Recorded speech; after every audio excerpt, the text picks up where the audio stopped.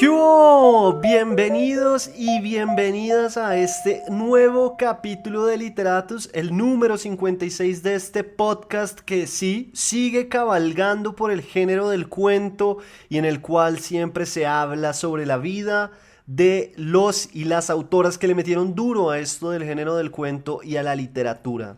Mi nombre es Federico Baraya Galán, o el man de los cuentos, y en el capítulo de hoy traigo un nuevo uno contra uno, espacio en el que hablo y lleno de preguntas a escritores o escritoras que me parecen tesos hasta la médula. El invitado de hoy se graduó como filósofo summa cum laude, realizó una maestría en literatura y actualmente es candidato a doctorado en la Universidad de Nueva York. Nada más ni nada menos. Hablo de Santiago Ospina Celis, escritor colombiano, bogotano, quien debutó hace poco en las canchas de la literatura con su primer libro de cuentos titulado Las Muertes, el cual publicó con Angosta Editores. Un libro en el que a través de 5 cuentos largos, lo siniestro, lo opresivo, lo macabro hacen presencia y nos sitúan en una atmósfera agobiante en la que lo único que queda es rendirse ante las historias. Para mí es siempre un placer y una felicidad estar con escritores como Santiago y tener la oportunidad de entender sus procesos creativos. Antes de entrar de lleno a la conversación con Santiago Ospina Celis y su libro de cuentos Las Muertes, les tengo una invitación muy especial y es que voy a estar charlando con Margarita Borrero sobre su libro de cuentos titulado Rituales de Apareamiento, y esto lo vamos a estar haciendo el miércoles 21 de agosto a las 7 de la noche en la librería Santo y Seña, que es muy bonita, y este libro de Margarita Borrero que también está muy pero muy bacano y que pues nada, la invitación está abierta para que nos acompañen en la presentación del libro. Yo voy a estar moderando, voy a estar charlando con ella, entonces pásese por Santo y Seña el miércoles 21 de agosto a las 7 de la noche y nos conocemos y charlamos un poco de literatura y sobre todo oímos a una maestra del cuento como es Margarita Borrero contarnos los pormenores sobre este nuevo libro de cuentos que publica, que se llama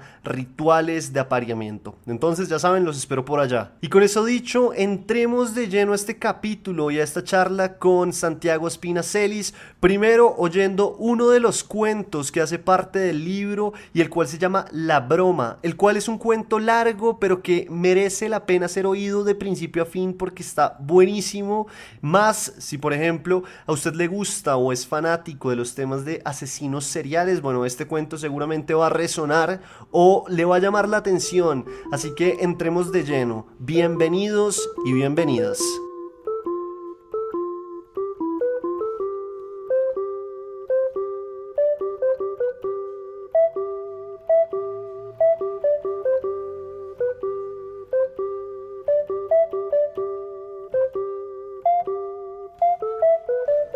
La Broma por Santiago Ospina Celis. Cuando nuestra relación comenzó a hundirse, mi novio propuso que hiciéramos un viaje antes de que se terminara el verano. Yo llevaba viviendo 2 años en Washington DC y casi no conocía el resto de Estados Unidos. Mi sedentarismo se debía, sin duda, a mi constante falta de plata, pero también a una restricción interior. Cada partida de la ciudad me obligaba a reiniciar el sistema y a mí no me gustaba darme ese lujo.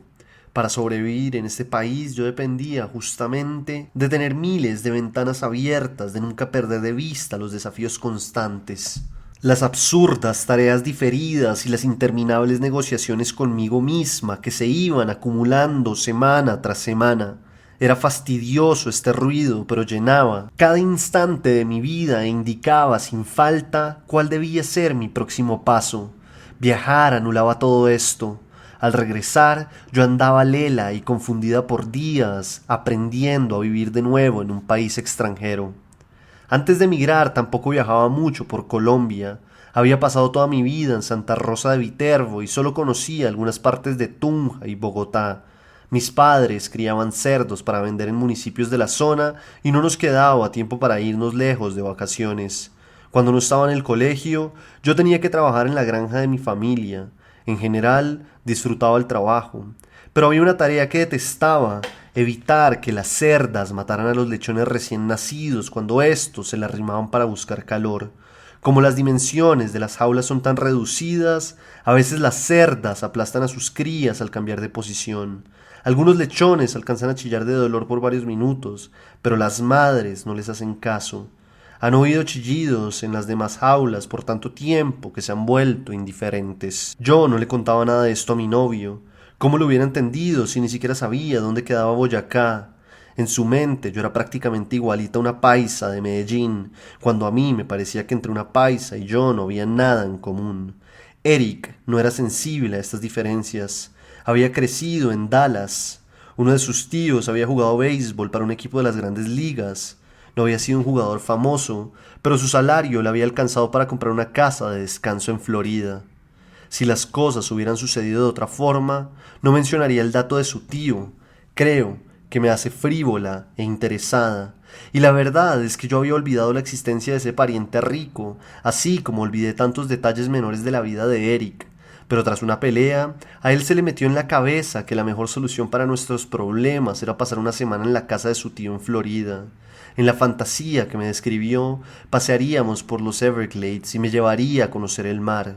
Cada día nos echaríamos en la playa durante horas para solearnos y tomar forlocos enfriados en una neverita portable. No era un mal escenario. Hice rápidas cuentas en mi mente. Si utilizábamos el auto de Eric y él prometía pagar por mí en restaurantes de lujo, yo podría costear el resto del viaje con mis ahorros. Prometí que haría todo lo posible para salvar nuestra relación.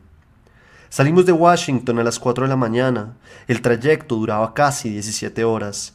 En algún momento me quedé dormida. Cuando me desperté, estábamos detenidos al borde de una carretera mucho menos ancha y moderna que la carretera interestatal. No pasaba ningún vehículo. Desde la ventana se veía el prólogo de un pueblo, una cancha de béisbol con el pasto crecido y los asientos oxidados, una planta de energía desde la que se elevaba una gran antena, un lote repleto de llantas de camiones y barriles de metal desocupados. Le pregunté a Eric por qué estábamos aquí. Me dijo rápidamente que me callara porque necesitaba pensar. Tenía la cara colorada y le goteaba sudor. Luego me cogió de la muñeca con fuerza y me explicó que, cansado de la monotonía del trayecto, había decidido andar más rápido que el límite permitido. En un momento cambió de carril bruscamente y ocasionó un accidente espantoso entre una motocicleta y una van familiar. Consciente de que había sido su culpa, se fue antes de que llegara la policía. Tras desviarse de la carretera interestatal, había terminado aquí, en un pueblo en medio de la nada. Me dieron náuseas. De inmediato me imaginé a mí misma en la parte trasera de un camión de policía, con las manos encadenadas y un oficial burlándose de mí con sus compañeros. Imaginé los largos meses en un centro de detención y luego la deportación a Colombia, sin la posibilidad de defender mi caso o recuperar las cosas que tenía en mi apartamento. Perdería la beca de la universidad y volvería al país sin dinero, sin título, sin más alternativas que volver a trabajar para mis padres.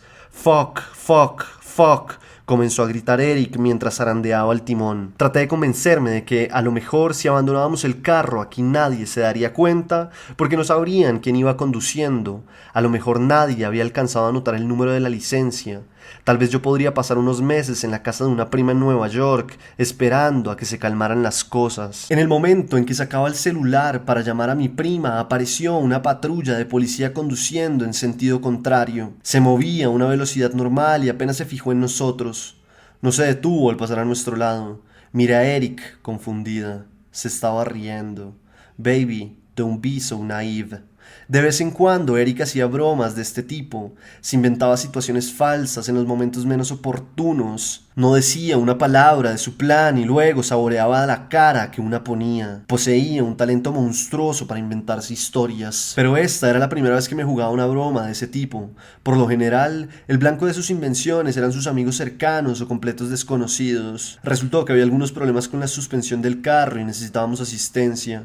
Cuando comenzamos a movernos, el pueblo que había visto desde la ventana cobró realidad. Pronto Eric estacionó en un taller. Tras examinar el problema, el mecánico nos dijo que la reparación tardaría al menos 4 horas. Después de almorzar, la única cosa que nos quedaba por ver en ese pueblo era un barrio recién construido. Estaba separado de las calles principales por una larga avenida sin andenes. Las casas de ese sector eran mucho más grandes que las casas del centro, de 2 o 3 pisos, con enormes jardines delanteros y las puertas pintadas de rojo o azul intenso. Podrían haberse hecho pasar por las vértebras del sector más exclusivo. Pero más de la mitad estaban en venta, el resto se veían descuidadas. Los árboles de los patios arrojaban sobre la calle frutas que se reventaban despidiendo un olor dulce y viscoso. En algunos andenes había residuos de construcción, ladrillos rotos, cemento, costales vacíos. Eric se quedó mirando una casa en la que había varios autos estacionados. "Come with me", me dijo. "What are you going to do? Just a little prank. Please, Eric, is there anything else to do in this shitty town?" La pequeña cerca que rodeaba la casa no tenía seguro. Avanzamos por el prado seco. Adentro se oían varias voces riendo y hablando en voz alta. Después de que timbramos, vimos a través de los cristales opacos de la puerta que una figura se acercaba con lentitud. La puerta solo se abrió lo suficiente para revelar la imagen de un hombre con el pelo cortado a ras y bigote abundante. "We don't want to bother", dijo Eric. "She's not from around here, right?", respondió el hombre, señalándome. Dijo esto con un tono extraño, pero como todavía no entendía muy bien el inglés y sus matices, no sabía bien qué había querido sugerir, si trataba de sonar coqueto o amenazador. "You're right, she is from Guerrero", le explicó Eric. Pronunció las R's tan mal que me costó entender que se refería a un sitio en México y no que le estaba dando una embolia. Luego Eric le dijo al hombre que estábamos recorriendo pueblos de la zona porque nos interesaba comprar una casa. A mí, supuestamente, me había encantado la casa de al lado, que estaba en venta. "She absolutely loved it, right, mamita?". No podía pensar nada más bochornoso que un gringo me dijera mamita, pero lo peor de la mentira de Eric era que las casas me parecían tristes y anacrónicas. Me imaginé el paso del tiempo dentro de ellas y me saltaron imágenes de una vida de indiferencia y rendición, materas vacías, puertas con el seguro dañado, cajones llenos de medicamentos vencidos y cupones de restaurantes. Nunca compraría una casa ahí, incluso si alguna vez en mi vida lograba reunir el dinero suficiente. Pero no iba a decir nada de esto, no quería ofender al hombre que teníamos al frente. Respondí que me parecía hermosa. "Por esta zona no encontraríamos nada mejor", dijo el hombre. "Era el lugar perfecto para tener una verdadera comunidad. Antes", dijo, "no tenían a nadie con quien contar, pero cuando se instalaron aquí todo cambió. Everything changed. I am truly happy for you and your beautiful family", dijo Eric. Me sorprendió lo convincente que sonó en su entusiasmo. Yo tenía que darle crédito. Eric se tomaba su papel con una seriedad de la que yo era incapaz. "Can I help you with something, then?", preguntó el hombre. "Bueno, de hecho, sí", dijo Eric. Enseguida bajó la cabeza y habló con la voz quebrada. Según él, estaba muy avergonzado de lo que iba a decir, pero se lo ordenaban las autoridades y la ley de este país. Hace muchos años, en su infancia, había matado a un par de personas durante un periodo oscuro, pero antes de que se alarme, dijo levantando los ojos hacia el hombre, él quería aclarar que ya no hacía nada por el estilo. Ahora era una persona nueva. Durante su tiempo en la cárcel se había vuelto un fervoroso creyente y minuto a minuto se esforzaba por seguir la palabra de Dios. Él sabía que oír esto era duro, pero tenía que hacerlo. Era su obligación. Supuestamente, una de las condiciones de su libertad era avisarle a los vecinos de su pasado, ser transparente, asegurarse de que la gente conociera todo lo que era. Antes de mudarse a un sitio, necesitaba el visto bueno de la comunidad. Sin él, no tenía legalmente permitido residir en la zona. Así que por eso estábamos ahí, concluyó, para preguntarle si él y su familia tendrían un problema con que un antiguo delincuente como él viviera en la casa de al lado. Cuando Eric comenzó a hablar, supe de dónde había sacado la idea para esta broma tan retorcida. Hace unas semanas habíamos visto un documental sobre un violador y asesino en serie que cometió decenas de atrocidades en California. Gracias al documental aprendí que la legislación de Estados Unidos ordena que las personas que han cometido crímenes sexuales registren su información en línea. Cualquiera puede acceder a estas páginas web y saber si alguno de sus vecinos ha sido sentenciado, digamos, por abuso a menores. Eric y yo habíamos tenido una fuerte discusión porque teníamos posiciones opuestas. En mi opinión, ese desprecio por la privacidad era algo terrible. No sabía cómo decirlo, y mucho menos en inglés, pero para mí era importante que hubiera algo como una distancia o dificultad para acceder y juzgar al otro. Él no hallaba ningún motivo para defender algo tan idealista como la intimidad. Con tal que uno pudiera saber con un par de clics si su vecino había sido un narco o un pederasta, cualquier medida invasiva que tomara el gobierno tenía su bendición. Me volteé para ver la cara de nuestro interlocutor, esperando que manifestara escándalo u horror, pero su reacción me perturbó. Había cerrado los ojos, fruncía el ceño y asentía lentamente, como si estuviera escuchando una conferencia sobre un tema de altísima complejidad. Sin abrir los ojos, le pidió a Eric que le explicara en detalle, paso por paso, cómo había hecho todo eso. Eric dijo que no siempre había sido este hombre trabajador y creyente que teníamos al frente. De chiquito su mamá le decía que ella podía ver el rabo del diablo chispeando entre sus ojos cuando él se ponía a contar historias. Y para curarlo le llenaba la boca de piedras calientes, dizque para matar las palabras del diablo. Pero no era suficiente. Ella decía que siempre quedaba algo de suciedad, como esa costra de grasa que queda en el fondo de la olla si uno la limpie. Entonces, dijo Eric, su mamá le punzaba la lengua con las agujas del costurero. Para ella, su hijo estaba lleno de palabras malvadas. Se las quería matar, una por una. Bueno, respondió el hombre, abriendo desmesuradamente los ojos. Nadie lo conocía a uno como la madre. Si le decía eso a Eric, algo de razón debía de tener. Pero ella, dijo Eric, se equivocó en una cosa. Por más que intentó matar sus palabras, él nunca se curó. Las palabras se fueron quedando adentro de él, pudriéndose. No había nada más difícil que vivir con palabras muertas dentro de uno mismo. ¿Quién podía vivir así? Desde hace unos momentos, el hombre había dejado de dirigirme la mirada y toda su atención estaba concentrada en Eric. Para la siguiente pregunta utilizó un tono bajo y un poco agresivo, algo que yo sentí como una provocación, como si le estuviera pidiendo a Eric que cometiera una barbaridad. So, what did you do? Eric contó que cuando la situación se volvió insoportable, fue al cuarto de su hermana porque necesitaba descascararla y ver qué palabras había dentro de ella. Así que comenzó a golpearle el cráneo con una lámpara que alumbraba un pequeño altar a Jesús. Pero su madre entró al cuarto y lo detuvo antes de que llegara al fondo. Después Eric pasó algunos meses vagando por todo el país. A veces, dijo, cuando sentía el murmullo de las palabras que tenía podridas adentro, entraba a una casa y golpeaba la frente de los que vivían ahí. Nunca tuvo ni una gota de maldad o rencor. Lo que buscaba era desentrañar el sonido que había dentro de él. Se decía que la clave para descifrarlo se hallaba en algún sitio, en el interior de una cabeza, como esos huevos de chocolate con una sorpresa en el centro. El hombre miró para atrás, hacia adentro de la casa, y nos pidió que lo esperáramos un momento. Se metió en las sombras y cuando regresó nos preguntó si queríamos pasar y conocer a los demás. Aceptar la propuesta me pareció una locura. Rápidamente intervine para decir que no podíamos quedarnos, pues nuestro carro estaba en el taller y teníamos que recogerlo. Pero Eric me interrumpió y dijo que no había problema. El mecánico tenía su número y había quedado de llamarlo cuando todo estuviera listo. Podíamos quedarnos un buen rato. En la sala había personas hablando animadamente. 2 niñas pasaron corriendo a nuestro lado. Aunque el espacio era amplio, lleno de luz solar que traspasaba unas paredes de vidrio con vista al patio, la decoración era bastante austera. Nada colgaba de los muros, ni siquiera un florero o una repisa adornaban el ambiente pintado de blanco hueso. El único mueble, además de las sillas y el sofá, era una mesa en la que había una botella gaseosa vacía. Nos ofrecieron 2 lugares que estaban ocupados por figuras encorvadas. Take a seat, dijo nuestro anfitrión, indicando un par de sillas ocupadas por 2 personas. Ellas se pararon de mala gana, mirándonos a Eric y a mí con el ceño fruncido, como si hubiera sido nuestra culpa haber sido expulsados de su rincón. Yo miré a mi alrededor para ver si alguien se daba cuenta de lo que acababa de ocurrir, pero parecía que nadie se había dado por enterado.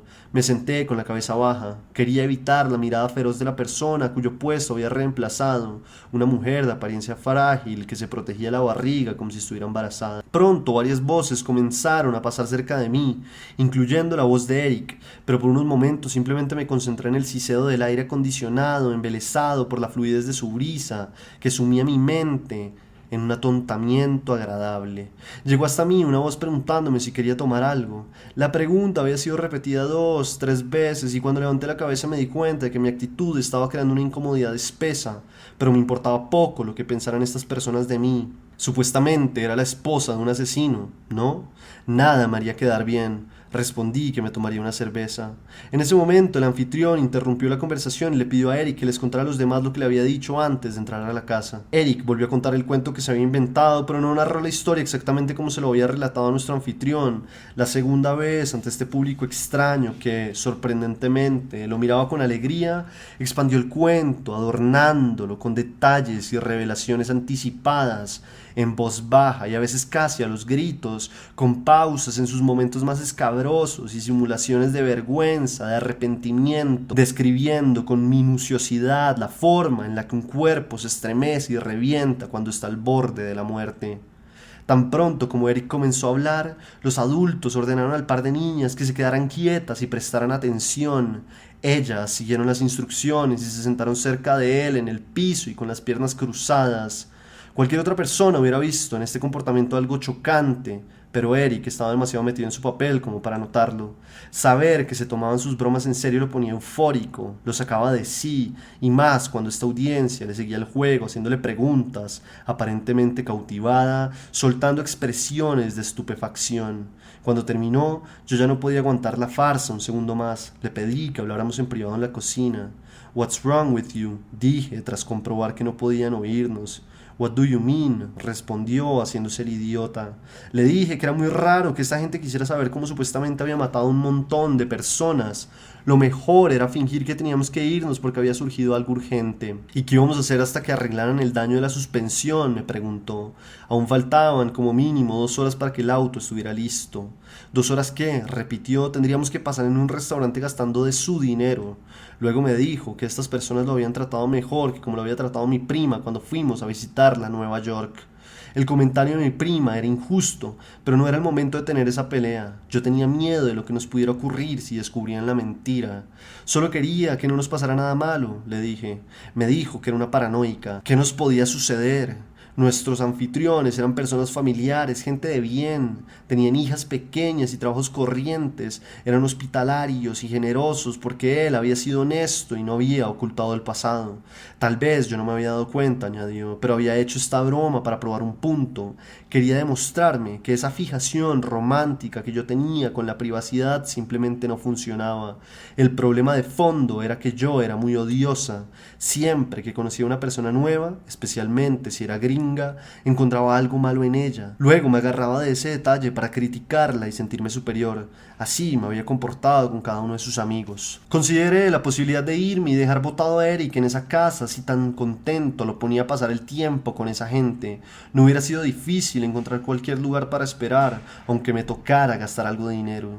Pero yo sabía que Eric no haría lo mismo. Él nunca me dejaría aquí sola y atrapada en un pueblo desconocido. No, yo no me podía ir sin él. Sería darle la delantera, rendirme, ofrecerme para la humillación. Ya podía anticipar su actitud. Era como muchos hombres que sufrieron una infancia dura, criados por unos mayores que en su vida reconocieron todos los errores y toda la mierda que le echaron encima. Ahora, de adulto, como nunca recibió el perdón sincero de una persona, no sabía ocupar con dignidad una posición de superioridad moral. Por eso era incapaz de actuar con grandeza al recibir una ofensa.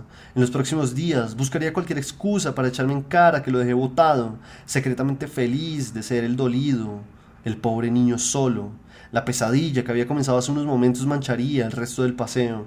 Antes de que pudiera considerar otras alternativas, entró a la cocina nuestro anfitrión, nos dio un par de cervezas y nos agarró amistosamente de los hombros para que regresáramos a la sala. Cuando volvimos, el cuarto parecía haberse hecho más grande y frío. Las voces alimentaban una conversación llena de entusiasmo, pero las frases circulaban entre las cabezas en un tono bajo que me impedía captar el sentido general. Mi incomodidad se multiplicó al notar que la mujer cuyo asiento había tomado se había vuelto a sentar en él. Por unos momentos me quedé parada sin saber qué hacer, mirando nerviosamente por los contornos del espacio para ver si encontraba una cosa, un cojín, un butaco, donde pudiera acomodarme. Algo en mi rostro debió revelarles que estaba intranquila porque uno de los hombres, alzando la voz, dijo, señalándome, "Look, the girl is back". Y la mujer de nuevo volvió a cederme su puesto con actitud ante la mirada inexpresiva de los demás. El hombre que acababa de hablar dijo que estaban muy emocionados con nuestra visita porque nos esperaban hace mucho tiempo. Incluso llegaron a pensar que nunca vendríamos. "One moment", dije. "I think you're mistaken". Traté de decirles que lo más probable era que nos estuvieran confundiendo con alguien más. Eso explicaría por qué nos trataban con tanta amabilidad. "No estaban confundidos", respondió una mujer. Ellos, dijo, en cierto modo nos habían seguido las pistas, pues eran fanáticos de las historias de asesinos, no se perdían ninguna de las series y películas que sacaban sobre el tema, a veces tenían debates sobre quién había sido el más grande o el más malo. Cada uno de ellos, aquí pasó el dedo señalándolos, a todos, tenía un asesino favorito, No conocían la historia de Eric, pero eso no era extraño. ¿Cuántos crímenes atroces no aparecen en televisión? Eric tenía la comisura izquierda de la boca alzada. A simple vista parecía una sonrisa de amabilidad, pero yo conocía el significado de esa mueca. Adentro de él hervía una sensación de placer perverso, la misma que sienten los niños cuando se burlan del chico más tonto de la clase. Deja de reírte de esa gente y voltéate a mirarme, you dick. Fíjate en la cara que tengo y date cuenta, ¿no ves que yo no quiero estar aquí? Grité estas palabras en mi mente para que de algún modo resonaran en la cabeza de mi novio. ¿De qué servía el amor entre nosotros si en esos momentos no podía comunicarme telepáticamente con él? La mujer siguió hablando. Dijo que a pesar de este interés se preguntaban cuándo conocerían un asesino en persona. Después de tantos años de fervor se habían cansado de consumir todo a través de una pantalla, pero nosotros habíamos llegado por fin para mantener viva la esperanza. Le interrumpí para decirle que estaba equivocada. Mi esposo no era un asesino. Eric me lanzó una mirada violenta para que no nos delatara. Bueno, aclaré. Lo que quería decir es que ya no lo era. He no longer is. En cualquier caso, no entendía por qué querían conocerlo y que él les contara todo lo que hizo. ¿No les parecía un poco extraño pasarse la vida obsesionados con los actos de alguien que les hace daño a los demás? Honey, this is America, dijo la mujer, orgullosa de que en ninguna otra parte del mundo un asesino podía, a punta de trabajo duro y fortuna, superar su pasado y cumplir el sueño americano. Look at O.J. Simpson. Miré a Eric para que dijera algo. La mirada que me dirigió expresaba solidaridad con los comentarios de ella, no conmigo. Entonces la mujer que me había hablado se levantó y se ubicó al lado de él. ¿Por qué no?, le preguntó a Eric. Les mostraba cómo era que atacaba a las personas. No tenía por qué darle pena. Era más bien una manera de devolver la hospitalidad que nos habían brindado. Daisy sería la voluntaria. No tendría que hacerle nada de daño. Se trataba simplemente de mostrarles qué haría, como si fuera a matarla de verdad. Algo como una obra de teatro, una pequeña representación para un público especial. Por el modo como reaccionaron los demás, era claro que ya habían hablado de esto. Enseguida todos pronunciaron frases de aprobación, varios yes, yes, please y come on que revivieron el entusiasmo de Eric. Ok, let's do it, exclamó. Las voces celebraron la decisión. Antes de que yo pudiera decir algo más, Eric se paró del asiento y se dirigió con seriedad hasta un extremo de la sala. Allí comenzó a dictar órdenes que los dueños de la casa acataban al instante. Muevan sus asientos, decía, y hagan un espacio aquí. No, pero not like that, añadía. Dejen quieto eso y luego bajen las cortinas. Yes, good. Pronto la sala quedó transformada en una especie de escenario, con todos los muebles arrumados contra una pared, mientras que en el lado opuesto solo quedó una silla mecedora. Para prepararse, Eric pidió que todos hiciéramos silencio. Entonces cerró los ojos, nos dio la espalda y comenzó a hacer ejercicios de calentamiento, sentadillas, estiramientos, pequeños saltos en un pie y movimientos circulares de cadera. Entre tanto, las personas lo miraban con una curiosidad minuciosa, volcando toda su atención en los gestos y en la forma como había transformado el espacio. Yo había quedado relegado a la parte trasera del grupo porque la gente se había peleado los puestos delanteros. Cuando el escenario estuvo listo, la mujer que actuaría como la víctima se sentó en la silla mecedora, Daisy, la misma mujer a la que yo le había quitado el asiento y que me había mirado con odio varias veces. Las cortinas habían bajado para simular que era de noche. Sin los rayos solares, la única fuente de luz emergía de la cocina. Eric hizo la pantomima de que entraba furtivamente por el patio. Trató de escabullirse por la puerta corrediza, pero la mujer se percató de sus movimientos y preguntó quién estaba allí. Al verse sorprendido, Eric respondió con amenazas repletas de un salvajismo que yo nunca le había oído. Entonces la mujer soltó una carcajada y se dirigió a nosotros, rompiendo la ilusión. Él de verdad creía que gritando así podría cometer un crimen. Si se pusiera a gritar de esa forma, lo oiría la mitad del vecindario. Eric siguió gritándole que se callara. La mujer no se dejó amedrentar. "So, what are you going to do?", dijo ella. Por primera vez desde que lo conocía, Eric hizo algo que me infundió miedo. Agarró a la mujer de los hombros y la lanzó contra el piso. Ella hizo silencio y ahora sí, un poco adolorida, miró a Eric con algo diferente a desprecio. Pero Eric parecía igual de sorprendido consigo mismo, porque durante varios segundos no hizo más que mirar a la mujer sin decidirse a actuar. Pasó tanto tiempo que la mujer tuvo que decir, "Well, now what?". Eric se arrodilló a su lado y le puso las manos alrededor del cuello. "Look, I can kill you like that. Happy?". La mujer se echó a reír. Señaló que era la peor táctica que había visto. Todavía podía moverse y gritar pidiendo ayuda. ¿Qué pasaba si lo trataba de morder o le pegaba una patada? Encima de todo, le agarraba muy suave como si quisiera darle un beso. Tenía Le agarró las muñecas, que apretarla así, bien fuerte. Like you mean it. Eric miró a las personas esperando que alguien interviniera de algún modo. Yo di unos pasos atrás, camuflándome entre los hombros ajenos para evitar que me pidiera ayuda. Stronger, exclamó la mujer desde el piso. Like this, preguntó Eric, visiblemente afectado. La mujer dejó escapar un sonido de asco y empujó a Eric hacia un lado. Al ponerse de pie mientras se arreglaba la ropa y se limpiaba el polvo, murmuró para sí misma algo lleno de rabia y frustración. Nadie miraba ya a Eric ni pronunciaba una palabra. Pronto comenzaron a organizar los muebles de la sala, abrieron las cortinas y el espacio volvió a quedar más o menos como estaba al principio. No les tomó mucho tiempo, había poco por reordenar, pero la cortesía con la que inicialmente nos habían tratado había desaparecido. Ahora Eric y yo despertábamos una penetrante hostilidad. Podía sentir el rechazo de la gente en los movimientos tiesos y cortantes de su cuerpo, en el modo como movían ruidosamente la losa que habíamos utilizado y torcían la mirada al pasar al lado de nosotros. Mientras tanto, Eric no hacía nada para defendernos. Se había sentado en el sofá y toda su emoción inicial se había extinguido. Tal vez él no se daba cuenta, pero la situación en la que nos había metido podía volverse peligrosa. Teníamos que salir de allí lo más pronto posible. Levanté mi bolso y comencé a dar las gracias por habernos recibido, alzando la voz para que Eric captara las intenciones y se apurara. Alguien desde la cocina preguntó que qué queríamos. Una persona respondió que parecía que nos queríamos ir. No way. La niña mayor, con una amabilidad que desafiaba el tono general del ambiente, se me acercó sonriendo, evasivamente, como si trajera un regalo, pero fuera demasiado tímida para ofrecerlo. Empinándose, trató de acercar la boca a mi oído, tal vez para que yo respondiera a su gesto agachándome para encontrarla en el punto medio. No lo hice. Me preguntó si a mi esposo le gustaría volver a intentarlo, pero esta vez ella podría ser la víctima. Así le quedaría mucho más fácil. No, he can't, respondí, algo consternada de que estuviera ofreciéndose para esto, y como para que no lo tomara como algo personal, añadí que ya no éramos bienvenidos en esta casa. We are no longer welcome here. De inmediato supe que no debía haber dicho esto en voz alta, pues en cierta medida reconocía la falta que habíamos cometido y, por tanto, el derecho de esta gente a exigir una reparación.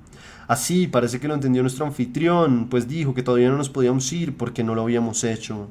¿Do what?, pregunté. ¿The killing? Sí, dijo otro, teníamos que hacerlo. We are waiting. Pero no ven, dije, Eric no era un asesino, nunca lo fue. Se había inventado todo como un chiste porque le pareció muy gracioso hacerles una broma. It's all a joke. Yeah, right, intervino el anfitrión. Para él, la historia que Eric había contado era demasiado detallada como para ser falsa. Yo era la mentirosa que quería ocultar el pasado de mi marido porque me daba vergüenza. En ese momento, Eric emergió de su letargo. Por un instante pensé que había cambiado de opinión y que ahora estaba dispuesto a cumplir la enferma profecía que se había puesto sobre sí mismo. I can't do it, dijo. Sorry, that's the truth. Se le acercó la mujer que inicialmente le había hablado con tono suave, pero esta vez utilizó una voz más ronca, carente de ternura. ¿Qué papel prefería tener?, le dijo, ¿el papel de la víctima o el del victimario? Parecía que no se daba cuenta, pero aquí nos estaban dando una oportunidad muy buena y la estábamos desaprovechando. Nosotros no sabíamos cuándo se podían invertir los papeles. Sí, añadió uno de los hombres, estábamos actuando como si quisiéramos ser las víctimas. ¿Qué querían decir con estas cosas? ¿Que si no cumplíamos lo que nos pedían nos pasaría algo malo? ¿A qué se refería la mujer cuando dijo que nosotros no sabíamos cuándo se podían invertir los papeles? The roles can change at any time, fueron sus palabras. Para mí no era claro si decía que los papeles se invertirían en este momento, si cambiarían en un punto incierto del futuro, quizá en meses o incluso años, algo así como uno no puede predecir en qué momento cambiará su fortuna. Y la palabra role podía significar algo teatral y falso en el fondo, como cuando alguien dice "The actor was celebrated for his role in the play", pero también podía significar la función real que nosotros desempeñábamos en ese instante, en esta configuración humana, como cuando se dice que the primary role of the wife in a marriage is to serve and care for her husband. Se me aceleró el corazón, todos los matices de sus palabras se me escapaban, el lenguaje que habían utilizado era lo suficientemente vago para interpretarse de varias maneras y lo suficientemente amenazador para sentirme en peligro. Busqué algo para decir, pero era difícil pensar, encontrar una solución. Adentro de mis zapatos apretaba los dedos, por mi espalda bajaba un sudor frío, la mente se me diluía en el pozo de un leve mareo, la pesadez de hablar una lengua que no dominaba, las cervezas, la falta de decoración, varias miradas lanzándome un gesto hostil y frío, mucho frío saliendo del aire acondicionado. Eric no decía nada, con la vista en las rodillas parecía resignado a cualquier desenlace. ¿A dónde mirar? Todos esperaban que yo hiciera algo. Afuera, un paisaje desolador, un jardín reseco donde debería haber una piscina, sillas para solearse decoloradas por el sol. Cercas y más cercas y más cercas. Qué triste sería morir ahí. ¿Aquí tienen algún tipo de cuerdas? Hice la pregunta en español y la acompañé de varios gestos con las manos para que la gente me entendiera. La niña mayor respondió que sí y salió corriendo para traerlas. Cuando me las dio, les pedí a las personas que fuéramos al patio, donde les mostraría cómo se puede matar a alguien de verdad. La gente me siguió con incredulidad, pero debieron notar la resolución en mi voz porque acataron mis órdenes.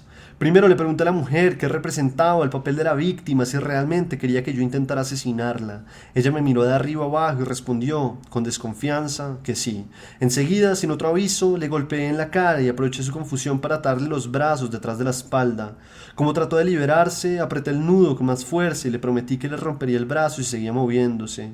Luego la tumbé al piso y la amordacé para que dejara de gritar. El pantalón se me ensució cuando arrastré el cuerpo pesado hacia la sombra de un árbol pequeño.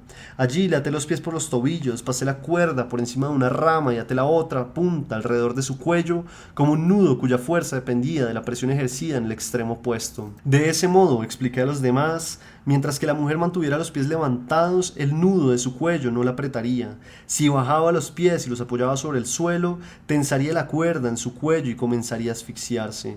El tiempo que durara viva dependía de su resistencia y determinación. Podrían ser unos pocos minutos o varias horas, no lo sabía, pero en algún momento su cuerpo no resistiría más esa postura con los pies levantados. Tan pronto como los pies tocaran el piso para buscar alivio, la presión del nudo cerraría el paso de aire por su garganta.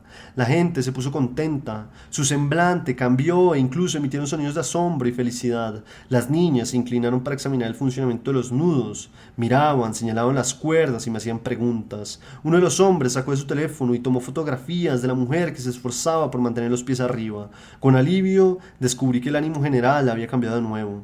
Se había formado un pequeño grupo que conversaba animadamente sobre las ventajas y las desventajas prácticas de mi aproximación. Fuimos de nuevo tratados con cordialidad e incluso nos invitaron a brindar con una copa de bourbon. Como el calor no había bajado, la gente se trasladó de nuevo hacia la casa. Pregunté si no sería mejor desatarla antes de entrar. Me dijeron que no tenía por qué preocuparme. A Daisy la ponía feliz jugar a que realmente estaba metida en una situación como esa y necesitaba escaparse. Si no conseguía liberarse, volverían en un momento.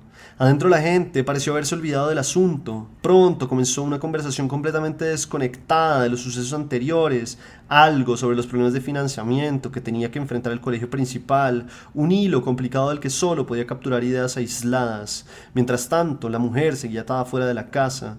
A nadie parecía ocurrírsele que lo mejor sería liberarla, que por más fuerza que tuvieran las piernas cada minuto era vital. En varios momentos sugerí que volviéramos al patio para soltar los nudos, pero cada vez mi propuesta fue desdeñada o simplemente ignorada, como si fuera un gesto de mala educación referirme a un tema del que ya se había dicho todo. De un momento para otro, cuando no había pasado ni 15 minutos desde mi pequeña demostración, Eric anunció que nos teníamos que ir. La gente se despidió de mí con abrazos y promesas de que los visitaría cuando compráramos la casa. De Eric se despidieron secamente. Muchos ni siquiera le desearon buena suerte. Bastó con un apretón débil de manos y hasta luego. Antes de salir, eché una última mirada a través del ventanal a la mujer amarrada en el patio. Todavía estaba viva. Sí, todavía estaba viva. Pero no resistiría mucho tiempo más si no la liberaban. Había llegado a ese punto en que se veía obligada a poner los pies en el suelo por unos segundos, incluso si eso la asfixiaba momentáneamente. Supuse que aprovechaba ese instante de ahogo para descansar las piernas y recuperar las fuerzas. Mientras caminábamos hacia el taller, no dejé de pensar en la mujer que estaba atada en el árbol. Aunque ella había aceptado ponerse en esa situación, una parte de mí creía que me había sobrepasado. La verdad es que yo hubiera podido atar los nudos con menos fuerza para que ella pudiera liberarse con un poco de esfuerzo. Y no estaba segura de si lo que me decía para justificar mi decisión, que nos habían obligado a hacerlo, era correcto.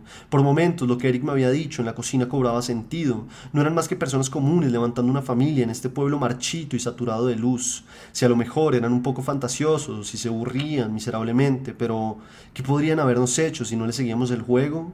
Eric, por su parte, manifestaba una actitud completamente distinta a la que había tenido en la mañana. En general, él solía tratar con el mundo desde una plataforma desinteresada e irónica, únicamente aceptada la seriedad como una tregua necesaria para volver a la burla con más ímpetu, y cuando no estaba bromeando decía cualquier cosa, haciendo preguntas banales y comentarios gratuitos. Pero mientras caminamos de regreso al bus, revelaba una vigilancia extrema, no decía nada y hacía un esfuerzo evidente por mantenerse separado de mí, pero sin quitarme los ojos de encima, como si temiera que en cualquier momento yo le asestara un golpe. Con el tiempo he llegado a pensar que se sentía traicionado. Tal vez sentía que por mis actos de la tarde yo me había convertido de repente en alguien peligroso e irreconocible. Supongo que lo que hice no encajaba con la imagen que él tenía de mí, pero porque no dijo nada, solo tenía que tocar y preguntar de dónde había surgido esa violencia. Yo le hubiera abierto las puertas del pasado y le hubiera mostrado que yo no era un monstruo. Si hubiera querido saber, por ejemplo, cómo se me había ocurrido la idea de las cuerdas, le habría explicado que se lo aprendí a mi papá. Él me había enseñado toda clase de nudos para amarrar a los animales. Así era como lográbamos mantener quietos a los cerdos cuando había que castrarlos. Se cuelgan de las patas y se les hace un corte fino y profundo. Yo habría aprovechado entonces para preguntarle a Eric por su pasado. Nuestro anfitrión había mencionado que la historia de su madre y de su hermana no podía ser mentira, y a lo mejor había rascado algo de su verdad. Yo conocía poco de los orígenes de Eric. Su mamá, en efecto, era una fanática religiosa. Su hermana tenía algún tipo de problema cognitivo producido por un golpe en la cabeza que sufrió cuando era un bebé. Eso era lo que Eric me había dado a entender. Hablaba muy poco de su familia. Él odiaba pasar las vacaciones con ellas, e incluso en algún momento de su adolescencia había vivido lejos de su casa, en la casa de su tío. Como le había dicho a nuestro anfitrión, a él le gustaba contar historias. Antes de graduarse de la escuela secundaria había considerado ingresar a la Facultad de Literatura Inglesa, pero su tío, que pagaba su educación, le había prohibido estudiar una carrera en humanidades. Más allá de estas cosas, yo no sabía nada más, ni había querido saber. Cuando intentaba trazar el recorrido de su vida, me sentía atravesando un túnel donde había pocas luces encendidas, a menudo separadas por kilómetros y kilómetros. Cuánto de lo que Eric decía en sus bromas eran residuos de su pasado que se filtraban, deformes, hacia esta cara de las cosas. Ninguno voló hasta que llegamos al taller. Allí acordamos que lo mejor era que cada uno pasara esta semana de descanso por su cuenta para poder ver bien las cosas. Él seguiría para Florida, yo cogería un bus de regreso para Washington DC. Nos veríamos a comienzos del próximo semestre. Fue nuestra última conversación cara a cara. Estuve algunas horas esperando que llegara el próximo bus. Quise leer, pero mi mente estaba en otro lado. Se me aparecían entre tantas cosas los lechoncitos de la granja de mi familia, cómo se alargaban a chillar de dolor cuando sus madres los aplastaban, cómo trataban de desembarazarse del mismo cuerpo que los había metido ciega y violentamente a la ventana de la conciencia. A veces yo me daba cuenta de que estaban en peligro y no hacía nada. Los contemplaba por unos instantes, mientras en su organismo se achicaba la distancia entre el estar y el no estar. Sentía pavor de mi poder y, sobre todo, una crueldad que me vigorizaba. Todas las veces que no salvé a un lechón, no salvé a un mundo. Y todas las veces que lo salvé, contribuí a la multiplicación de su confuso sentir, más sensación de hambre, de placer, de angustia, de calma, de miedo. No solo las de ellos, sino las de todas las personas que se comían una parte de nuestros cerdos. Más, más, más. Ese parecía ser el espíritu de nuestra granja. Multipliquemos a toda costa la sensibilización del mundo, y en cada cabecita la realidad entrando desbocadamente en sí misma, como una serpiente que se traga su cola. Ya era de noche cuando salí de la estación y me dirigí a la casa donde Eric y yo habíamos pasado la tarde. Necesitaba comprobar que la mujer a la que yo había atado al árbol siguiera viva. No me podía ir de allí sin tener una respuesta. A lo mejor, cuando esa gente volviera a verme, se pondría feliz. Imaginé que me recibían con las sonrisas y la generosidad con que se recibe una vieja amiga, y sentí una emoción olvidada naciendo dentro de mí.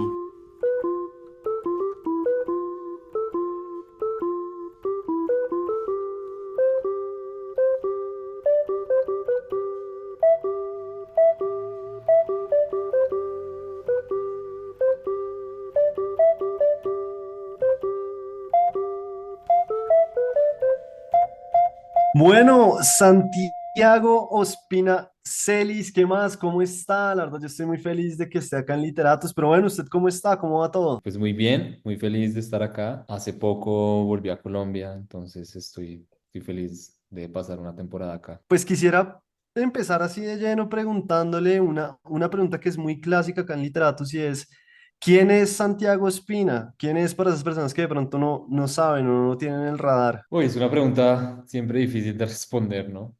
Sobre todo sobre uno, pero bueno, datos generales de mí.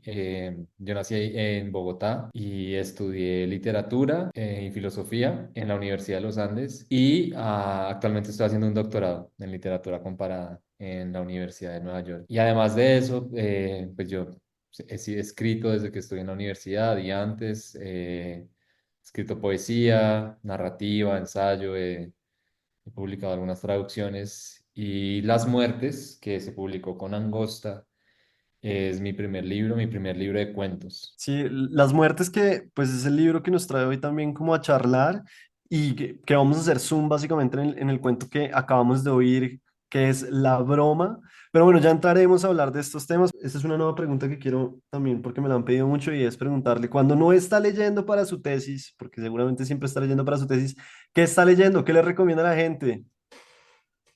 Ahora mismo o en general o que puedo, como acotemos un poco, soy feliz de recomendar, pero como qué tipo de textos o qué. No, bueno, me parece bueno, acotemos. ¿Qué recomendaría un libro que le haya cambiado la vida? Pura pregunta como de TikTok. Un libro que me haya cambiado la vida. Uy, eso es una gran pregunta. Voy a decir más bien un libro o voy a esquivar la pregunta y voy a decir un autor que más que me cambió la vida, voy a decir que me ayudó a no solo cambiar como mi voz narrativa, sino pensar en nuevas posibilidades de la ficción, y es Juan José Saer, un argentino. Ok, bien, bien, bien. Entonces recomendaría del Glosa, que es una novela fantástica. Es una novela que son dos hombres que se encuentran y caminan juntos por 30 cuadras.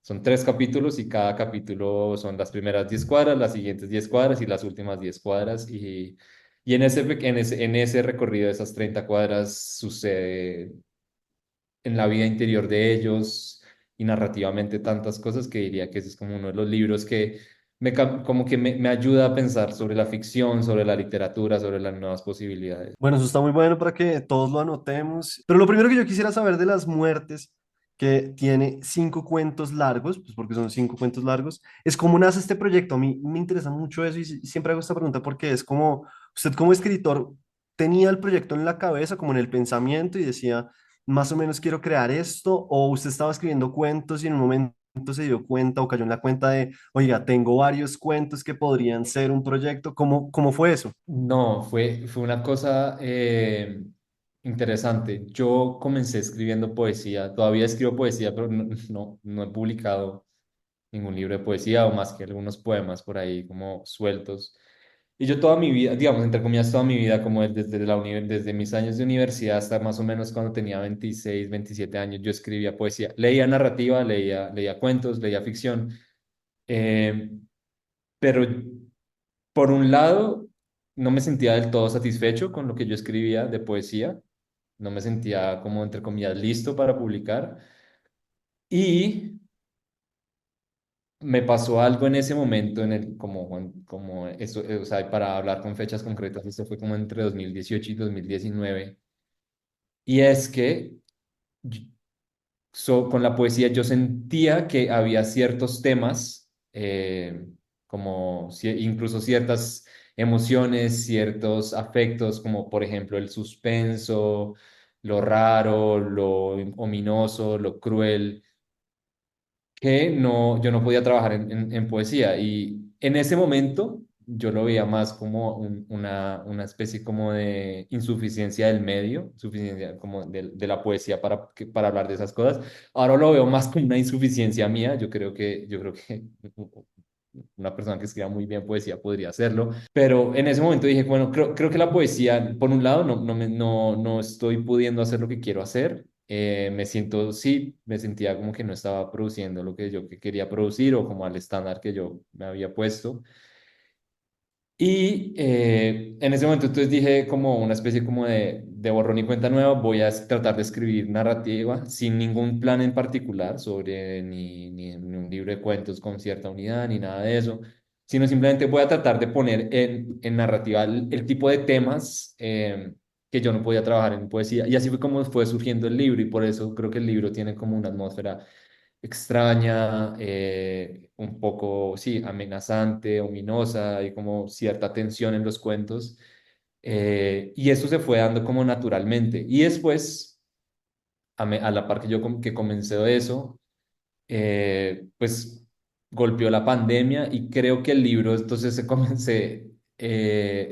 se volvió muy autobiográfico en tanto que pude, porque no me interesa a mí personalmente el tipo de literatura autobiográfica que tiene que ver un poco como con detalles específicos de la vida, como, ¿no? Entonces yo estuve acá, sino más como con reflejar un clima interior o ciertas emociones, ciertas ideas que estaban rondando en mi mente, y en eso fue el libro, básicamente, cómo pasó. O sea, pero a ver si entiendo bien, lo autobiográfico que menciona usted un poco es cómo se está sintiendo más que cosas específicas que le pasaron. Y no sé, ahí Sí. mencionó varias cosas que me parecen interesantes. Una de ellas es que el libro parece de terror o se siente de terror, se lee como si fuera un libro de terror, tiene cuentos que sí, son de miedo.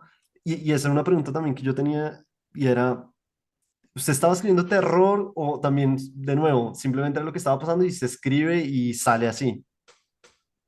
Yo definitivamente, no sé si quería escribir terror, pero quería escribir cuentos. A ver, para ser más concretos, para hacer un contraste. En la poesía, yo siento que mucha de la poesía que hay y que se escribe y se ha escrito tiende a ser muy, y eso está bien, eso no es una crítica a la poesía, pero tiende a ser muy celebratoria, hablar como de cosas, entre comillas, llamémoslo bellas o bonitas, como de sentimientos como entre comillas, como positivos, como que uno lo hacen sentir bien sobre el mundo. Eh, y yo quería, por cosas que yo estaba viviendo, por también después del estado del mundo con la pandemia, yo quería escribir una literatura que no necesariamente tratara sobre cosas, como llamémoslas, bellas, ¿sí? Como que, no, que la búsqueda, digamos, el proyecto estético no necesariamente sea como, uff, bueno, voy a crear algo como para conmover o como para mostrar la belleza de la luna o de los árboles. Eh, Porque creo que eso está bien, eso no, digamos, está bien, simplemente no era lo que yo quería hacer y no era lo que yo buscaba en ese momento. Yo creo que pues, cuando uno lee, cuando uno está en la literatura, uno se relaciona con los libros de muchas maneras, ¿no? Entonces, por eso fue que naturalmente tendí como a estos temas de cuento y, perdón, a estos temas como entre comillas de horror. Y otra cosa en la que yo creo es que y lo creía más en ese momento, es que los libros no ocurren en el vacío. A mí me gustan los libros que conversan con lo que está pasando actualmente, conversan con una tradición. Y para mí también el uso como de ciertas técnicas o de ciertos temas como que sean pues, cercanos al terror, a lo bizarro, era inscribirme dentro de una, digamos, llamémoslo como una vagamente como una especie de tradición latinoamericana, donde eso ha sido muy presente. Entonces yo, digamos, muchos de mis referentes y con autores que me identifico por ciertas afinidades son precisamente cuentistas latinoamericanos que tratan temas así, o sea, Giovanna Rivero, Federico Falco, Samantha Schweblin, Mariana Enríquez, María Fernanda Ampuero, sí, o sea, como creo que también era una cuestión de decir, bueno, o sea, es mi primer libro, pero me gusta, a mí me gustan cuando los libros, y especialmente los autores cuando llegan y como que se inscriben dentro de cierto algo, como los libros que ocurren como en un vacío, personalmente no, a veces no me llaman tanto la atención por eso, porque como a mí siento que la creación literaria es una cuestión colectiva.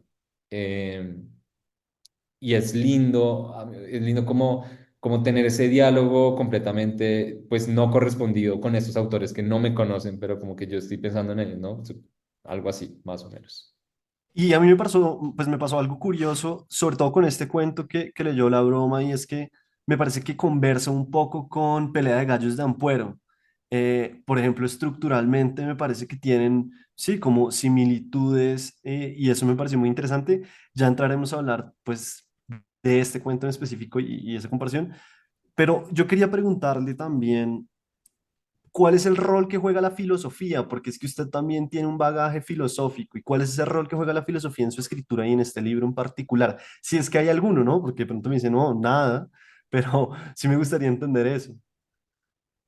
Yo creo que he tratado de que no haya un rol demasiado explícito, porque por un lado a veces las los cuentos no me interesa más bien, pongámoslo de esa forma, no me interesaba hacer cuentos que se lean como ensayos filosóficos o simplemente como voy a poner en boca de ciertos personajes como ciertas ideas sobre el mundo y como a poner a dialogar como dos teorías diferentes. Entonces, en ese sentido, no entra tanto el bagaje filosófico. Creo que sí entra, hay una parte como que, creo que es filosófica, pero creo que se puede como asociar como a una tradición narrativa a la cual yo me siento parte, y es que a mí me interesan los cuentos donde hay cierto tipo de dilema moral o como una suspensión del juicio moral, llamémoslo de esa forma, una suspensión del juicio moral, donde los papeles de los personajes, donde los valores de los personajes, donde también no sé, cómo decir, como si tal o cual personaje es bueno o malo, está un poco, digamos, la narrativa suspende ese juicio y es precisamente, o son precisamente las y los lectores quienes llegan y hacen un juicio sobre eso. Pero más, no, me interesaba más bien era como retirarme un poco de eso para poner, sí, como personajes que despierten como cierta em, ambigüedad moral y que los lectores puedan completar esa parte. Igual, yo creo que también hay un tema en el tono, ya usted me dirá si sí o si no, pero creo que también hay una búsqueda en las narraciones también por el pensamiento, es decir, los personajes o los narradores normalmente, sí, como que piensan sobre lo que están diciendo, sobre lo que está pasando, que eso pues no necesariamente sucede con todos los autores, simplemente hay autores que se dedican es a, vamos a escribir el cuento sin que los pensamientos aparezcan dentro de la narración. Pero en estos cuentos sí se ve eso, ¿no? Un poco como, digamos, en La Enterradora, que es un cuento que me impresionó un poco.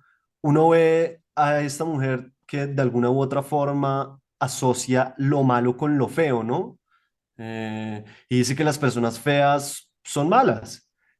Pues eso de muchas formas, pues se está inmiscuyendo lo que hablaba usted ahorita. Esa es una pregunta que yo todavía no he resuelto, y es una pregunta que a mí no sé si me interesa tanto resolver, y es pero me parece interesante narrativamente, es hasta qué punto uno revela los pensamientos de un personaje, entre comillas, revelar como si fuera algo, como si hubiera algo que revelar, pero pues no hay que revelar nada porque son personajes de ficción. Pero bueno, hasta qué punto uno revela los pensamientos de un personaje, porque en esa franja dudosa entre lo que uno revela y lo que no revela, me parece que está una de las fuerzas de la ficción, precisamente entre lo que uno se dice o lo que un personaje se dice a sí mismo y se dice a los demás, y cómo actúa como en ese salto que hay, o a veces esa diferencia o esa incongruencia incluso, ¿no? Entonces, el hecho de revelar también como precisamente como el ejemplo que usted toma de la narradora, como cuando dice eso, también es una forma en la que ella está, por así decirlo, como tratando de justificar una manera de acercarse a su oficio, una manera de justificar cómo ve ella el oficio de los demás o cómo lo juzga el oficio de los demás. Eso se ve así o no en la práctica, es muy diferente. Entonces, es precisamente eso lo que me interesaba, como al revelar ese tipo de pensamientos. Y es interesante en ese cuento también porque los personajes funcionan también como polos opuestos. Mientras la mamá ve la vida de una forma muy específica, la hija tiene, sí, otras concepciones, que también se ve un poco con la frase de, sí, mientras la mamá miraba hacia el suelo o hacia el piso, la hija miraba pues hacia las estrellas, ¿no? Sí. Y entonces yo sí creo que de alguna u otra forma la filosofía entra dentro de sus cuentos, que me pareció muy interesante, a mí me pareció muy bacano.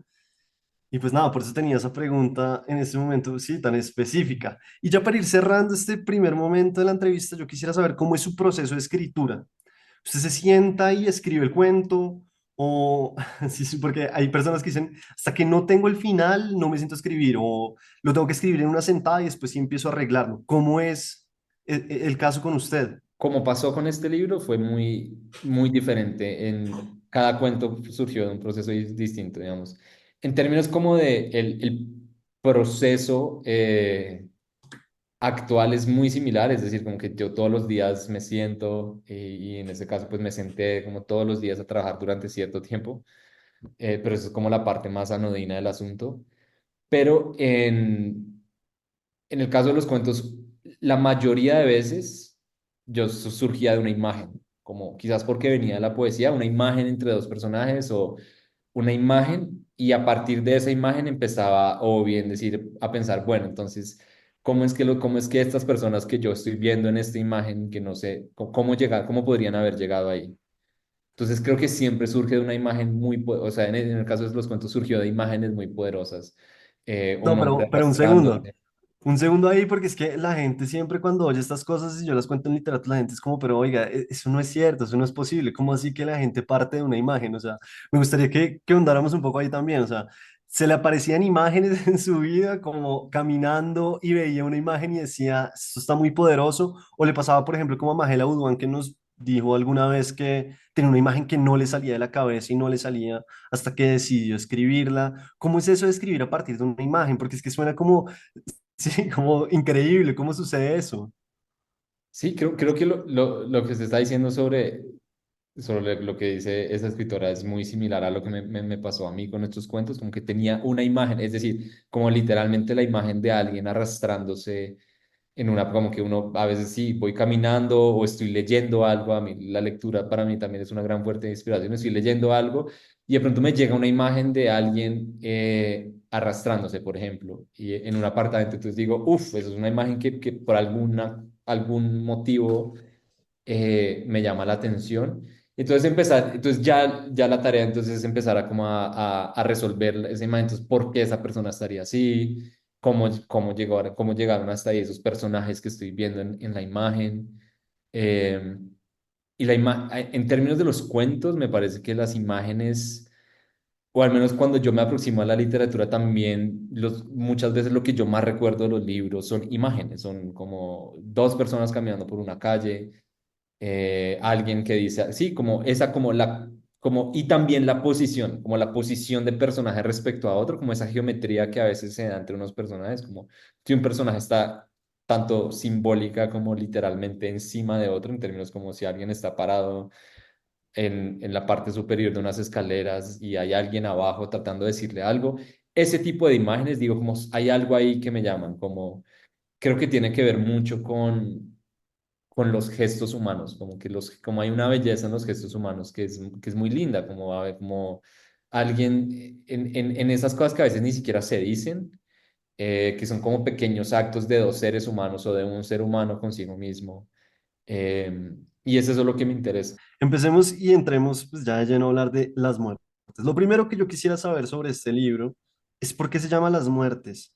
Titular un libro debe ser dificilísimo. Si titular un cuento es un complique, no me quiero imaginar cómo es titular un libro de cuentos.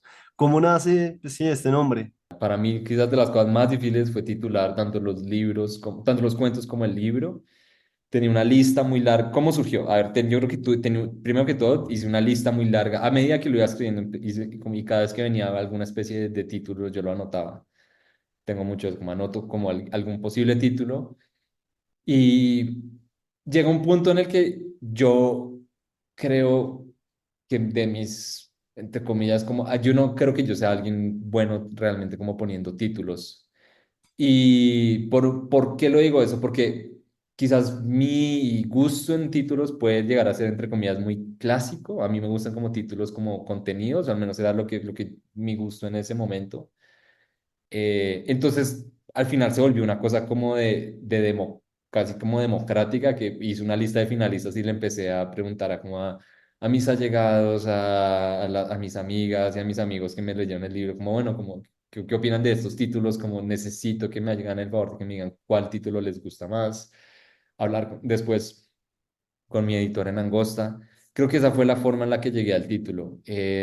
A mí me gustan las muertes por dos razones. Porque es corto, bueno, por varias razones. Uno, porque es corto, porque habla tanto de como de pérdidas, tanto literales como la cesación de la vida, como pérdidas simbólicas, que uno lo puede entender como de esa forma. Y Esta es una referencia un poco más vaga, pero el primer libro de cuentos de Joy se llama Los Muertos. Pero ese detalle está buenísimo. Yo creo que el título es muy bueno porque también engloba el concepto del libro y lo que estábamos hablando al principio también de la atmósfera, ¿no? Como que uno leyendo el título ya más o menos puede imaginarse para dónde va y a qué se está metiendo. Y eso me parece muy importante de los títulos. Y también como que le permite a uno imaginar cosas, que es lo jodido, lo difícil que me parece muchas veces de los títulos, como que el título tiene que decir algo y pues a veces no es tan fácil, ¿no? Pero bueno, listo. Ahorita estábamos hablando de que tiene 5 cuentos largos. Ese es otro tema que a mí me parece una locura, honestamente, porque es raro ver libros de cuentos, primero con 5 y segundo que sean largos, porque uno siempre en taller oye a la gente decirle, no, el cuento es corto, el cuento es corto, no se metan problemas, no lo alargue mucho, pero acá estos cuentos son largos. ¿Cuál es la dificultad de escribir un cuento largo frente, por ejemplo, a un cuento corto? ¿Existe alguna diferencia o simplemente los cuentos, digamos, Isaías Peña decía eso, ¿no? Los cuentos tienen que ser tan largos como tienen que ser, eso no lo define usted, lo define el cuento. En mi caso, yo no quería escribir cuentos cortos, era una decisión que yo sabía de antemano. Quizás, y estoy dispuesto como a discutir eso, pero como en muchos casos me parece que el cuento corto puede llegar a ser efectista, como al final, como terminar como con cierta frasecita, como darle como un giro. Esa especie como de deliberada, como juego del autor o de la autora, como para que uno sienta como una especie de sorpresa o de revelación. Personalmente, de nuevo lo digo, no me interesa, no me gusta tanto, me gusta más el tipo de cuentos de la ahora infame Alice Munro, por ejemplo, eh, con todo lo que ha No, ella pasado. sí, ahora está prohibida, cancelada. Sí, sí, sí, exacto. Entonces, pues, los cuentos de la Innombrable me gustan mucho por eso. Y en general, pero varios autores también latinoamericanos, o sea, como los autores que ya dije, o sea, Federico Falco, que es este autor argentino, tiene cuentos largos. Samantha eh, Schweblin tiene uno de los cuentos largos más espectaculares que hay, que es La respiración cavernaria. Está ese, o sea, digamos, creo que Schwerin tiene como cuentos de toda como de varias longitudes, pero en fin, pero creo que fue, bueno, entonces por un lado estaba eso, yo sabía que no quería escribir cuento corto. Y sí, yo creo que la dificultad más bien está por un lado en mantener la atención, porque entonces creo que los lectores, y con justa razón, es como que cuando están leyendo un cuento son un poco más exigentes respecto a, bueno, este cuento como a dónde me lleva, es como, qué es lo qué es lo que me mantiene enganchado al cuento. Por qué leer esto y no, digamos, yo creo que uno tiende a ser mucho más, entre comillas, generoso con la novela, uno a veces se permite como cierto aburrimiento con la novela, que no pasa con el cuento. Uno con el cuento es como, bueno, o sea, como necesito que todo esté condensado y que no haya ningún tipo como de exceso, como de ornamento, o sea, como este cuento a dónde me está llevando. Entonces, eso fue difícil porque a veces reconocer la atención de un cuento o qué es lo que está invitando a una audiencia a seguir leyendo, no, ni siquiera es tan reconocible para uno como escritor. Uno a veces me di cuenta escribiendo que lo que yo creía que era como, llamémoslo como lo más interesante del cuento o lo más llamativo, terminó siendo otra cosa, pero que yo solamente lo pude llegar a descubrir que eso era eh, lo interesante del cuento escribiendo el cuento, ¿sí? Y después me tocó reescribir el cuento, pero entonces creo que eso fue como el desafío más grande de escribir cuentos largos, como tratar de mantener la atención. Adentrémonos un poco en los cuentos. Empecemos a hablar del primero, que es El juego de la selva. Este cuento es muy interesante ver también la transformación de los personajes, pero más allá de eso, es como el que va a cazar termina casado, ¿no? Al final uno ve eso y es muy, pues sí, como curioso, pero hay un juego interesante acá que es los animales. A la hora de escribir este cuento, por ejemplo, ¿usted investigó sobre esto, sobre el tema de los animales? ¿Ya lo sabía? ¿Cómo fue ese momento de escribir este cuento? No, sin duda hubo un tema de investigación de mi parte, como de todo el funcionamiento, o algo, de algunos detalles de cómo funciona el mundo animal. Pero yo sabía de antemano que yo quería tratar el tema, o como asociar un poco como el tema de los animales al tema del cuidado, por un lado, y al tema de la soledad por el otro. Porque este es un cuento como, o sea, este es un cuento donde los personajes están como aislados, un poco como de, llamémoslo como, entre comillas, como de una sociedad más grande. Y ese aislamiento se presta como para que hubiera como deslices o para que como que el mundo animal empezara como se empezaran a borrar los bordes entre una cosa y otra. Y me interesaba también hacerlo no desde una posición necesariamente como, o no decir como completamente claro, como no, es que el mundo animal es como este mundo de libertad y entonces si uno como que uno, no sé, o sea, o más bien como la incorporación de como de ciertos rasgos de la animalidad en nuestra vida nos hará mejores. No sé si me interesaba tanto eso, tampoco me interesaba lo contrario, es como lo animal como algo salvaje, sino como precisamente, como vuelvo a lo que dijo, como en la soledad y como quizás también en momentos de crisis donde perdemos un poco como el ancla, hay como otras formas de vida que nos pueden como que dan como referencias de uno, cómo afrontar ciertas cosas, cómo sentir, cómo pensar, cómo actuar. Y es un cuento también como de sobrevivencia, ¿no? Como, ¿Sí? exacto, o sea, como que el juego llega un poco a salvar a este padre, más que a la hija, siento yo, como a ayudarlo a llevar con este dolor que está cargando, ¿no? Sí, exacto, es esa cosa, o sea, como es un cuento que curiosamente digamos, se narra desde la perspectiva de la hija, pero es un cuento que va sobre el duelo del padre y de la hija, por supuesto, pero también del padre de haber perdido a su pareja. Y estructuralmente hablando, funciona muy bien porque es también esa crueldad que estamos hablando la que permite que al final también se salve, ¿no? Que sepa también cómo jugar en ese momento específico en que llega esta otra persona, como, sí, hacerle daño. Entonces, creo que estructuralmente el cuento es muy interesante y juega muy bien con eso. Además, vemos también que sí, de forma muy útil o muy buena, usted deja también migas de pan de todo, ¿no? Cómo aparece el personaje que después va a ser importante primero, pues porque ella va a la tienda y el tipo le tira estos comentarios asquerosos, que eso es muy importante en el género del cuento, ¿no? Y es cómo dejamos migas de pan para llegar después a recoger todo. Sí, exacto. Ese fue, digamos, de los primeros cuentos. No, pero o sea, en específico ese fue el primer cuento que escribí del libro. Terminó siendo el primero de la colección. Eh, y dado que fue mi primer cuento, dije, bueno, pues entonces llamémoslo así, como hagamos un cuento, escribamos un cuento que siga como llamémoslo, comillas, como estas normas del cuento, que, ¿no? Que ya seguro se han discutido en este podcast, que son como la famosa escopeta de Chekhov, ¿no? Que si uno pone una escopeta hay una escopeta, en algún momento uno la tiene que disparar.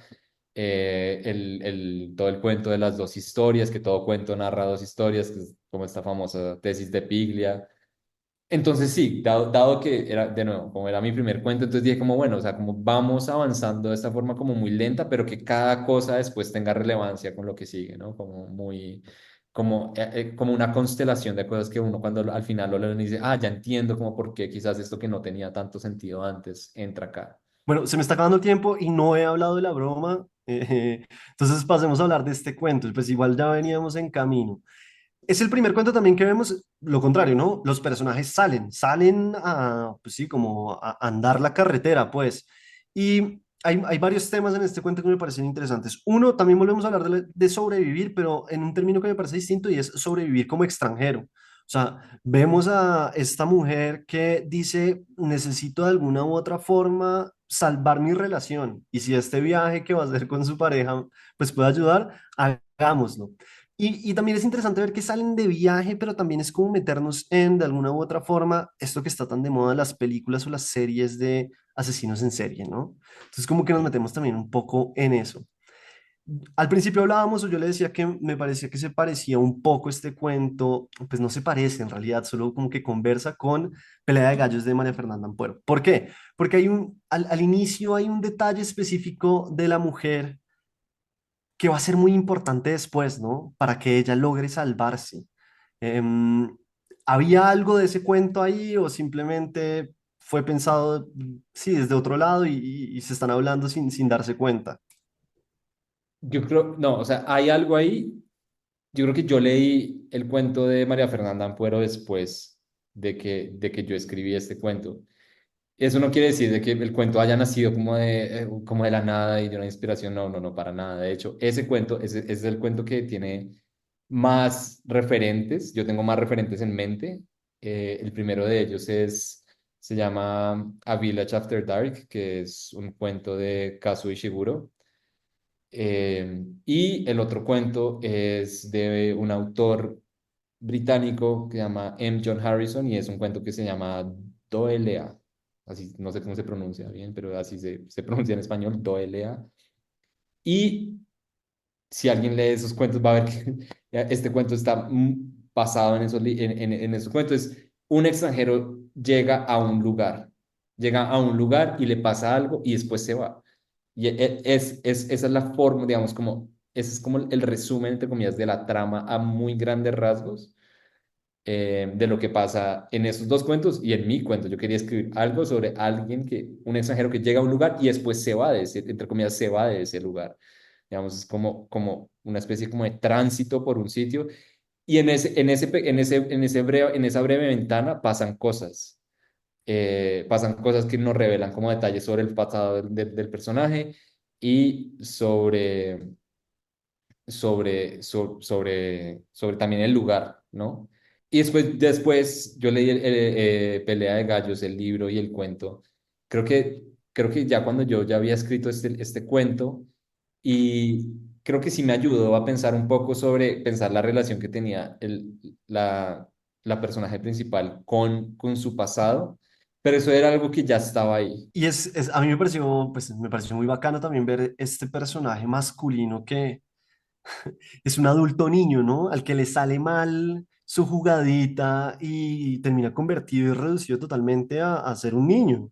Mientras que por el otro lado vemos, pues, un personaje femenino que es la que tiene que, sí, salvar lo que está sucediendo porque la situación se está saliendo de mano por culpa de este personaje hombre que simplemente está jugando en la vida y pues por fin se estrella. Ese fue mi intento también de hacer un cuento como que tuviera como algunos aspectos como cómicos, como también como ponerle al cuento como algo o al libro como algo de humor. Pues un humor muy, también muy retorcido o muy negro en ciertas partes porque creo que también es un humor que me gusta a mí. Eh, entonces, pero no quería, y eso fue algo muy difícil, como que lo trabajé y lo trabajé, no quería tampoco como completamente hacer de este personaje del hombre, el hombre niño, que es una muy buena descripción, simplemente como una persona completamente ridícula, que es como que fuera como completamente claro, y por eso creo que yo traté también de decir como, bueno, es posible que estas personas no les hubieran hecho nada malo, ¿no? Como que quizás lo que ella leyó en el comportamiento de ellos eh, era una falsa amenaza, o sí lo era, ¿no? Pero digamos como que eso como que no queda, que quedara un poco claro que también había algo como llamémoslo oscuro en el sentido como de desconocido en ella. eh, Claro, que, porque igual es ella también la que empieza a imaginar que pueden estar bajo mucho peligro, ¿no? Como que exacto, sí, sí, exacto. sí. Sí, no es como que lo sepamos, pero sí se siente que están bajo mucho peligro. Es decir, me parece apenas normal que ella haya reaccionado así, pues porque sí se sentía ese peligro. Y lo otro que quería acá hablar es este tema de los asesinos en serie, ¿no? Y cómo también la televisión, cómo hemos estado, sí, viendo tantas series, tantas películas, que esta familia norteamericana o de Estados Unidos también se siente muy real, ¿no? Como, oiga, hemos comido tanto de esto que ya ver asesino en serie es normal y qué chimba que esté acá, como este tipo que también nos está diciendo que hace eso para, sí, como jugar un poco con él. Había una intención de eso también, como demostrar esa, no sé si es banalización del mal un poco, pero como esa idea Absolutamente. de, sí. No, eso es muy fuerte. Yo creo que fue como de o sea, eso es es una cosa que está bastante clara en el libro y en ese cuento, perdón. porque sí, yo sí lo veo como, entre comillas, como no sé si algo negativo, pero como algo muy extraño que la cultura en general, y especialmente la cultura estadounidense, tenga como esa fijación por seres que han cometido tanto daño a otros seres humanos y que se vuelva, que es como volverlo ya un espectáculo, volverlo otra celebridad más, volverlo alguien como objeto de culto y de interés. Por un lado, es, es complicado, pero al mismo tiempo o sea, yo creo que uno también lo podría pensar entonces en la literatura. Bueno, o sea, entonces como, ¿cuál es el espacio también de estas cosas en la literatura? O sea, que como que también creo que está la pregunta ahí, digamos, menos explícita, pero, pero como hablar de estas cosas, de esos temas, yo, o sea, no hay ningún tema prohibido, creo, personalmente. Pero más bien es como, pues entonces es como preguntarnos, pero ¿por qué queremos como leer sobre esto? ¿Por qué queremos como incluso como esto que nos causa como por qué nos causa fascinación? Pues Lolita, por ejemplo. ¿Por qué leer Lolita cuando, pues sí, estamos hablando también de un personaje que de muchas formas está idealizando a una niña? Sí, me parece un debate muy interesante en ese sentido, pero pues yo pienso que a la final también nosotros como lectores y consumidores tenemos unas responsabilidades, no sé usted qué opine, y es, pues está bien que me quieran meter todo esto, pero yo también como me lo estoy comiendo. Claro, sin duda. Y creo que hay muchas formas. O sea, por ejemplo, también es muy válido leer Lolita como ver, o sea, por más de que el lenguaje esté bien, o sea, digamos, el personaje de Humbert creo que es que se llama, pues digamos, el libro también lo muestra como si uno lee, como si uno entre comillas lee como críticamente, uno lee como un poco bien, uno ve que también el libro le está diciendo a uno como este tipo es un manipulador, este tipo es completamente, o sea, como que no tiene un pie en la realidad, ¿sí? Tampoco es que el libro esté como de alguna manera como validando eso. Hay una lectura fácil, que es decir, como el libro está validando eso, es como uno lee como la sinopsis, voy a leer como la perspectiva de un hombre que es, entonces yo ya me formo una idea del libro y yo creo que eso es lo que uno no debería hacer, uno debería leer el libro y quizás leerlo como tratar de ver un poco como qué es el procedimiento que hace el libro. Y después ya hay otro tipo como de cosas un poco, llamémoslas como más comerciales o como más, como el tipo como de documentales que salen en Netflix cada semana, uno nuevo sobre otro ser humano, donde esa mirada como mucho más llena de matices se pierde completamente y uno solamente como recibe como información de una forma como tan acrítica, tanto por uno mismo como por el medio que uno se lo presenta, que es bastante abrumador. Pero Sí, entonces sí, volviendo a eso, creo que uno tiene hay una responsabilidad como consumidores sobre esos productos. claro, y porque es que también sí, pues, o sea, la literatura y el arte un poco también está para tocar esos temas, entonces, pues es interesante ver también uno cómo lo recibe y estas series también que hemos visto de Netflix o de lo que fuere, normalmente están hechas, están muy bien hechas, o sea, hay unas que están muy bien hechas y eso también, entonces hay un debate ahí complicado porque que también estén tan bien hechas hace que estas familias como la que vemos en este cuento idealicen un montón eso y reciban a estos personajes sí, para ponerlos a hacer esa clase de cosas. Y este cuento tiene ese momento que es muy bueno porque es una escena larga de cómo le empiezan a pedir cosas a Eric. ¿Cómo fue construir esa escena? O sea, eh, ¿cómo le va a usted también construyendo escenas? Porque las escenas tienden a ser muy dificultosas. ¿Cómo fue construir esa escena? Por un lado fue divertido. Yo creo que para mí una clara como una marca de que quizás, entre comillas, voy por buen camino es si yo me estoy también divirtiendo a la hora de escribir. Creo que ese es un consejo que le daría a cualquier persona, es como tratar de buscar cosas que a uno lo diviertan. Y a mí me divertía eso, por un lado, por lo absurdo de la situación, por otro lado, por los nervios que podría sentir esta persona. Y entonces, como más allá de, al principio, crear escenas es muy difícil, pero entonces cuando digo como, bueno, no, o sea, como simplemente como no me voy a preocupar por el resultado final, no me voy a preocupar de cómo salga, si sale bien o mal, pero simplemente voy a tratar de divertirme creando esto. Y no solo de divertirme por un lado, pero mantener la atención, como ya habíamos dicho. Y como lentamente ir como subirle la temperatura a lo que está sintiendo la personaje, el personaje principal, como la tensión dentro de ella va subiendo, viendo, como teniendo esa especie de pena ajena de su novio. Todo eso como que me daba como ánimos para seguir y me fue mostrando hacia dónde tenía que coger la cosa. Y en este cuento la transformación de los personajes es brutal porque pasamos de este hombre que se la pasa así como engañando a las personas para reírse, y esta mujer que está un poco así, o sea, está tratando de salvar la relación, que sabe que ese viaje le va a cambiar muchas cosas cuando vuelva y va a tener que volver a acostumbrarse a su vida así en otro país, pero al final la transformación es muy importante porque ella es la que termina, sí, como agarrando todo y diciendo, listo, entonces yo soy la que resuelve este problema en el que nos metió este hombre niño del que hablábamos. Esa transformación me pareció muy bacana, ese cuento me gustó muchísimo, me parece que la tensión que se genera y como va subiendo, ¿no? Va subiendo, va subiendo, va subiendo hasta que llega un momento en el que todo explota y creo que pues eso es, sí, o sea, técnicamente hablando me parece que es muy bacano. Entonces pues nada, yo disfruté mucho las muertes, tengo que confesarlo. Fueron pues cuentos largos que me cogieron de principio a fin y nada, pues eso es difícil en los cuentos largos, me parece. Pero Santiago, antes de que se me vaya, porque no puedo dejar que se me vaya sin preguntarle una clásica de literatus que es, ¿qué hizo con la primera plata que se ganó por escribir algo? Puede ser con el libro o puede ser en otra ocasión. ¿Qué hizo? Que se acuerde. Es una respuesta muy aburrida. Pagué mi seguridad social.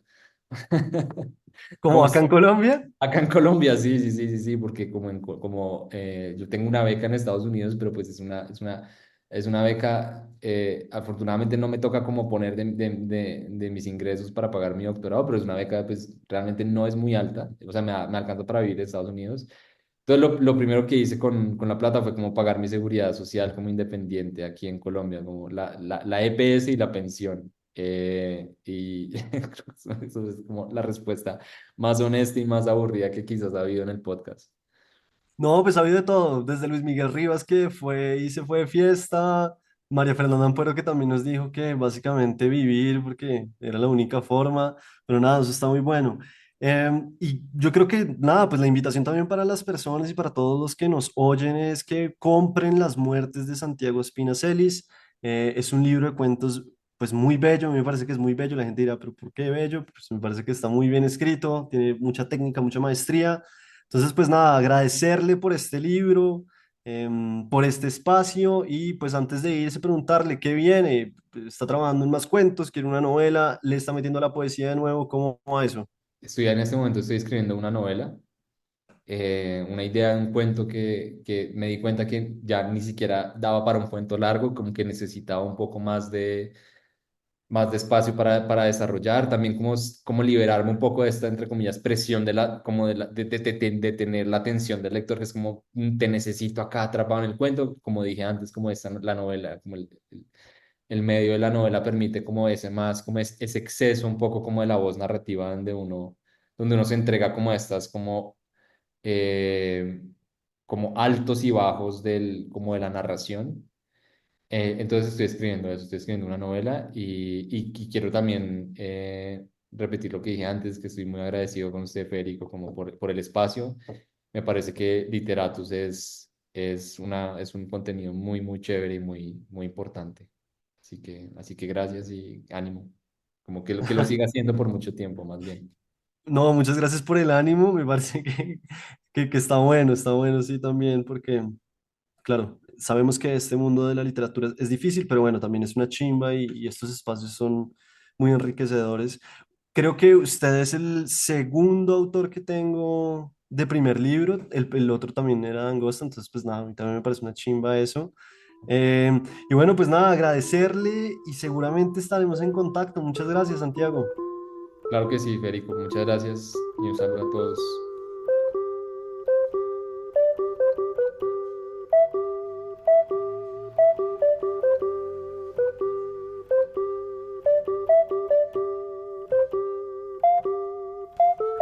En este capítulo número 56, el autor invitado fue Santiago Espina Celis en lo que fue un nuevo uno contra uno. En la charla conversamos sobre su libro de cuentos Las Muertes, el cual publicó con Angosta. No queda más que agradecerles por oír y recordarles que el libro lo pueden conseguir por la página de Angosta o casi que en cualquier librería del país. Nos oímos en un próximo capítulo y que vivan los cuentos.